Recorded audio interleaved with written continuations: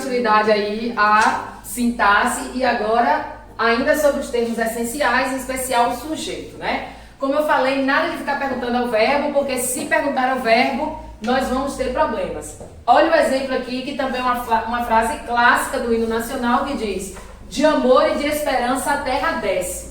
Se você pergunta o verbo, você perde a questão. Quem é que desce? A terra. Aí acha o sujeito, marca na questão e tá errado. Por que tá errado? A gente voltar lá na explicação anterior, o que é que diz? Sujeito não pode estar preposicionado. Logo, a terra não pode ser sujeito, porque a preposição está marcada aqui pela crase.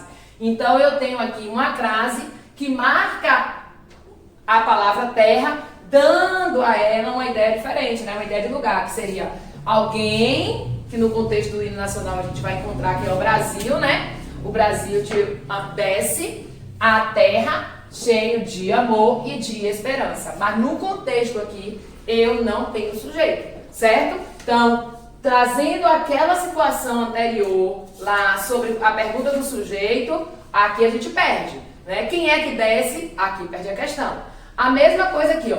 É uma necessidade ficar em casa. Por favor, fique em casa. Então, é uma necessidade ficar em casa. Se eu fizer a pergunta aí, também eu não acho, né? Não é fácil encontrar da mesma maneira que a gente aprendeu em outras épocas. Lembra que eu falei que o núcleo do sujeito é um nome, que um verbo pode estar nominalizado também, funcionando como sujeito? Aqui eu tenho um exemplo. Ficar em casa é uma necessidade. Grande exemplo de sujeito oracional, certo? Então, vamos ter cuidado para não achar que perguntar ao verbo vai ter como encontrar. Não é assim. Outro exemplo, ó. Encontramos na rua pessoas que não são sábias. Quem está na rua agora passeando, sem fazer, né, a devida higiene, ou então não fazendo não cumprindo as leis, né, as necessidades aí para o momento atual, provavelmente não são sábias mesmo. Então, encontramos na rua pessoas que não são sábias. Percebam que eu tenho aqui um período composto por duas orações. Se eu perguntar qual é o sujeito da oração, não tem resposta. Tem, professora. Nós não tem. Porque eu não disse qual oração que eu estou me referindo. Então, se eu disser, encontramos na rua pessoas que não são sábias, eu preciso saber qual é a oração que eu quero que você identifique o sujeito. Então, se for a primeira, tá bem claro, né? Encontramos na rua pessoas. Núcleo do sujeito não está claro, mas eu consigo identificar pela desinência do verbo. Então, eu digo que eu tenho aqui um nós, né, chamado de sujeito oculto. Por que oculto? Porque eu consigo identificá-lo. É diferente do indeterminado, né? Que eu não sei a qual gênero ou ao que se refere. Mas é uma conversa para posteriormente. Então, encontramos na rua pessoas que não são sábias. Se eu pergunto aqui agora qual é o sujeito da segunda oração, olha que interessante. O núcleo do sujeito é um nome, que é o pronome relativo aqui, né? Que a gente já viu nas situações anteriores, porque retoma pessoas e que funcionam, esse pronome relativo, funciona para a segunda oração como o quê? Como sujeito, porque ó, não são sábias, quem não são sábias? As pessoas, que na segunda oração está retomada, né? No caso, com o termo que é sujeito. Beleza? Então, aplicando isso aqui agora, lá no predicado. Identificamos o sujeito. E agora, como é que nós identificaríamos esse predicado dessas orações aqui? Então, pegando aquela tabelinha lá, a gente vai lá e vê assim, ó. De amor e de esperança a terra desce. Veja que eu não tenho aqui um complemento para a frase.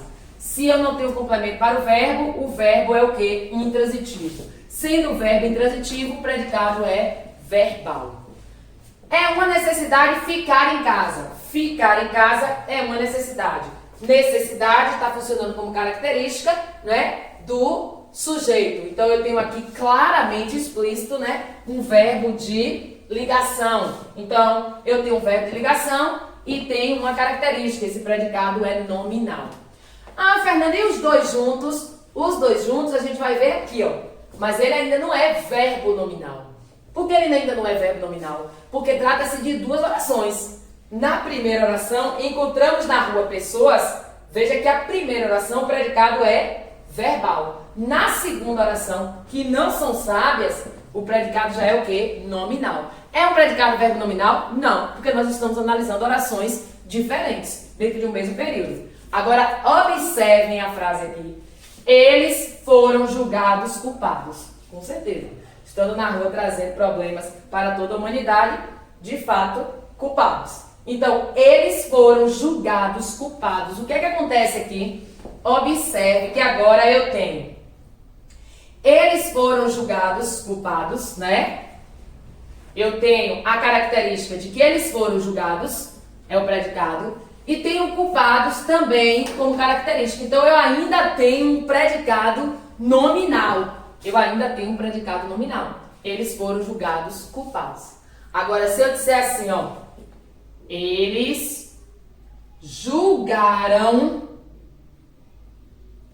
as pessoas culpadas. Observe agora a diferença desse predicado para o de cima. Eu tenho, eles julgaram, é uma ação, diferente de foram julgados, que é uma característica, né? Eu tenho aqui um verbo de ligação. Julgaram é uma ação, é um verbo transitivo. Julgaram quem? Julgaram as pessoas. Então, eu tenho já o verbo que já tem o predicado verbal. E as pessoas, naquele momento, elas estão o quê? Elas são culpadas. Veja que eu não tenho de maneira explícita, como eu tenho aqui em cima, o verbo de ligação. Agora, o verbo de ligação dessa segunda oração está o quê? Implícito. É como se eu dividisse assim, ó.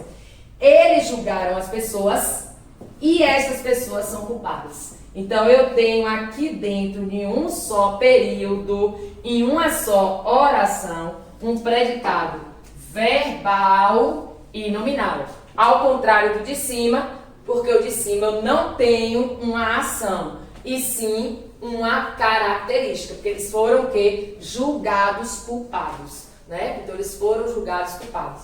Diferente da situação de baixo, em que alguém julgou de uma prática de ação. Beleza? Então, a gente vai agora colocar isso em questões e depois a gente vai ver os termos ligados ao sujeito, né? Quais são os termos que podem modificar o sujeito.